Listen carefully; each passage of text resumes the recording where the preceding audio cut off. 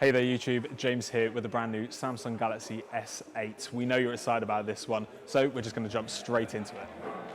The Samsung Galaxy S8 looks quite different to the Samsung Galaxy S7, but you can really tell it's part of the same family here. As soon as you pick up the phone, you notice it's a Samsung device, but it feels very comfortable in the hand and looks very different. The bezels at the top and the bottom of the phone have completely shrunk down now. The button from the bottom of the screen is now inside the screen, and the fingerprint sensor has moved to the back of the phone. That gives it a much larger screen. You're getting a 5.8-inch Super AMOLED display. On the front of the phone is the iris scanner from the Samsung Galaxy Note 7. Again though, we don't really see that much use for this. The fingerprint scanner is a lot quicker to use and is going to be a lot easier to use considering you have to raise the phone to your face. Samsung has also included face detection for the Galaxy S8. During our testing, we found it worked quite well, but we don't know how secure this will be at the moment. The Galaxy S8 looks gorgeous. If you liked the look of the Galaxy S7 Edge, you're getting an even better looking phone here. The back of the phone has a glass back. It's very comfortable when you hold it in the hand, and even though it has a 5.8-inch screen, it's still really easy to hold, and you can probably even one-hand this device if you have larger hands. Along the bottom edge of the Galaxy S8 is a headphone jack. Yes, it's still here even though the iPhone dropped it last year, and next to that is a USB-C connector. You'll be using that connector to charge up the 3000 milliamp cell inside this phone, but there's also wireless charging and fast charging if you need to pump up your phone quickly. The 5.8-inch screen on the Galaxy S8 is again QHD. This is a really good thing that Samsung's doing at the moment, and that offers about 570 pixels per inch.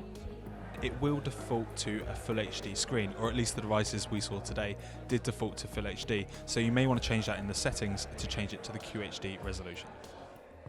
Under the hood, we don't really know which processor will be in the Galaxy S8 at the moment. The Snapdragon 835 is rumoured to be in the phone, and there's also an Exynos processor in the works as well, but Samsung has not told us the exact number yet. We do know that there'll be 4GB of RAM in each version of the phone, as well as 64GB of storage and microSD support up to 256GB. The Galaxy S8 has a very similar camera setup to the Galaxy S7. Again, there is a 12 megapixel sensor with an f1.7 aperture lens. There's optical image stabilization here as well, and it's kind of an admission from Samsung that the Galaxy S7 camera was good enough to bring over to the Galaxy S8. Galaxy S7 was our best camera phone of 2016, so it's not really an issue that Samsung hasn't really upgraded it for the Galaxy S8.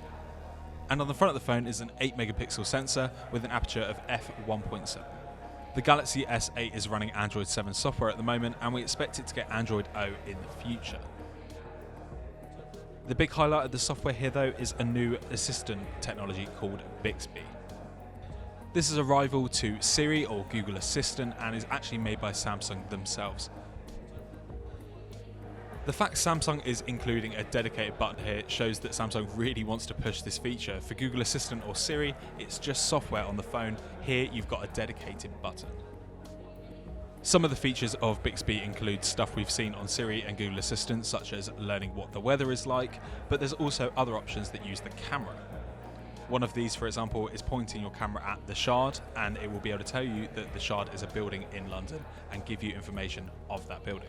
During our demo, we didn't get to use Bixby, but we did get to see someone else using it. At the moment, it's only limited to Korean and American English, but will be coming to the rest of the world by the end of the year.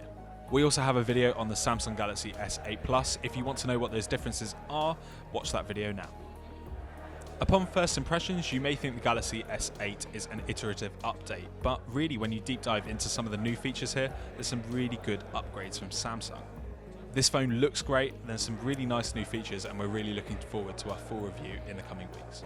So there you have it, that's the Samsung Galaxy S8. Let us know in the comments below exactly what you think of the phone. Be sure to like and subscribe. Also, you're going to see videos around me right now of the other announcements that Samsung have made over the last day. Thanks for watching, thanks for liking, thanks for subscribing, and we'll see you again soon.